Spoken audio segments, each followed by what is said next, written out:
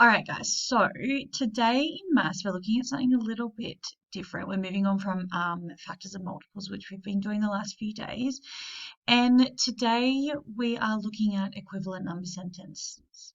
Now, I know this is something that pops up in our Ninja Maths a lot, and it can get a little bit confusing seeing an equivalent number sentence in front of you and not knowing exactly what is expected on how to solve it. I know some people think it's just one algorithm, forgetting that that equal sign is in the middle. So today is bringing an investigation about equivalent number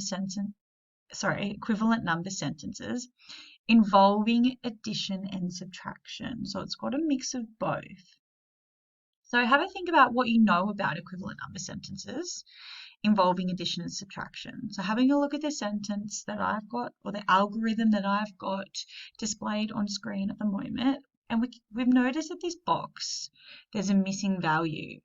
So our job when we have an equivalent number sentence is to work out what is that missing value and what is the number that goes in that spot. So we've got the problem in front of us and we need to think about the equal sign that we've got in the middle here. So have a think, what does an equal sign mean? It's giving you an answer, isn't it? So by using the word equivalent, okay, this is adding on from the word equal. So each side of my number sentence that sits either side of this equal sign, the answer to the both of these must be equal. So we started off a little bit simpler and then we might go a little bit trickier as the more we get the hang of it. So the first job when you've got an equivalent number sentence is to look at what side have you got all the values for. At the moment, I can't solve this side because I've got a blank box, therefore I don't know what it needs to equal. If I look over here on this side, I've got two values, okay? And I know that I'm going to add them together and I'm going to write my answer at the top, okay? So I've got 17 plus 3. I know my friends of 10, so I know 7 plus 3 gives me 10, plus my 10, which is over here, and I know that my answer is going to be 20. In my class know to always pop your answer above it, okay? Then I'm going to jump over this side and just for reference so that until you get the hang of it, you're going to write the same number up here, okay?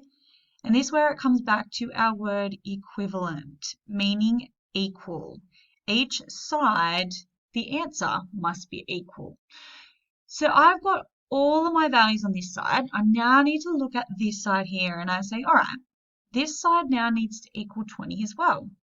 I've already got 8 and I need to make this answer equal 20. Okay, you might like to use your friends of 10. I know that if I add 2 onto 8, it gives me 10. And then if I add another 10, that gets me to 20.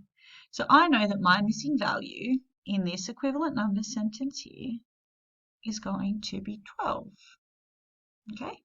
All right, I'm going to do another one. It's going to be a little bit harder, and I'm going to open it on my window. All right, now, I've got here, this one's a little bit trickier. Sometimes you might be able to work it out in your head. You might need to do a little bit of working out down the bottom. So, first step again, try and think of what I said the first step was. You know that this is your equal sign in the middle here. These both need to be equal to one another. So like I said, this one's got a missing value. I can't solve this side just yet. I need to work on the side that I have all the values for. So I've got 99 minus 13. Now you might go, yes, awesome, I can do that in my head. I've got all these strategies. Use whatever strategies you need to get the correct answer for this side. I'm going to show you a strategy that you might like to use if you can't solve it in your head. All right, so we're going to put 99 on top of the number 13, and I'm going to put my little subtraction sign there with my two little lines here like this. And I'm going to do my subtraction like this, just to ensure that I'm doing it accurately. So I've got 9 and I subtract 3. So I put 6 down here.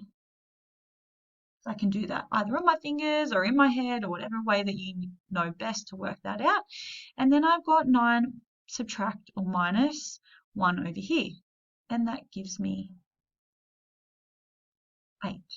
So I now know that this side here equals 86. And to make these equivalent number sentences, This one can't equal 80 or 72 or 90. This one also needs to equal 86. Therefore, being equivalent. Now, my digit that I've got there now is 42. And my job is to work out how many I need to add to 42 to get to 86. Okay? So I need to work out what this missing value is. In my head, I would have two options. I would either count up from 42 to work out how many I need to get to 86, or you can do the opposite and you can do, this is what I'm going to do here, you can do 86, subtract the value that you have, and it's going to give you the missing number. So I'm going to set it out like an algorithm, making sure I've got my place value columns lined up. And I've got 6 and I subtract 2 gives me 4. And I've got 8 minus 4 gives me 4, like that. And I'm going to put 44 here like this. A way to double check at the end if you are correct is I would add these two together to see if I get this correct number, see if I've done it correctly. So I'm going to add the tens columns first. So I go 40 plus 40 gives me 80, and then I'm going to add my ones on my units column, and I go 4 plus 2 gives me 6. So I can tell that my answer 86 is correct on both sides. So I have created an equivalent number sentence for both of these questions. All right, guys, on the next slide, I'm going to give you a few examples, and I want you can either do it in your maths book and work it out on a bit of paper and then insert a picture of your working out for me, or you can do it on the slides. All right, guys, good luck.